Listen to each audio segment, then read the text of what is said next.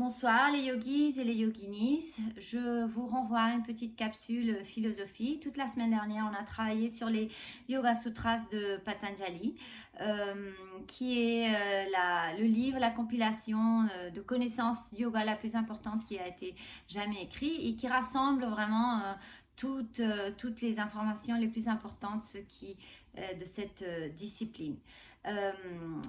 Dans les Yoga Sutras, Patanjali décrit le yoga comme un état.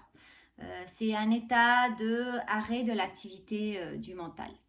Et évidemment, c'est un état, pour arriver à l'état du yoga, c'est pas immédiat et on a besoin de beaucoup de travail, d'un travail discipliné, d'un travail de concentration et surtout d'un travail de détachement.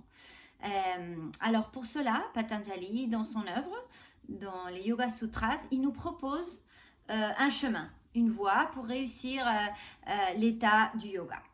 Et ces 8 branches ou 8 membres pour y arriver sont les yamas. Les yamas sont un ensemble de principes éthiques. Les niyamas, qui sont un ensemble de règles de vie personnelle.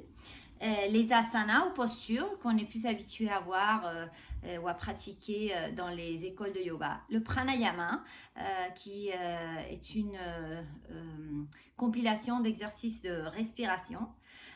Pratyahara qui est le retrait des sens. Et avec ces 5 premiers pas, on serait censé d'arriver aux 3 derniers qui se feraient d'une façon automatique, qui serait d'arriver à dharana, qui est l'attention pleine, dhyana, la méditation, et samadhi, l'état d'unité, de bien-être absolu, vraiment le dernier pas, ça serait l'état du yoga.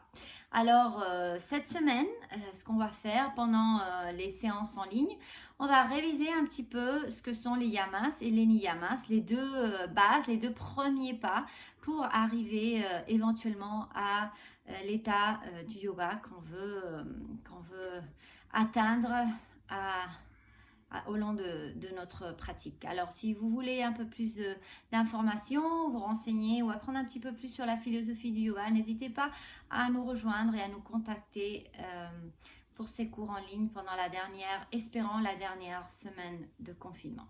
Merci beaucoup. Namasté. À bientôt.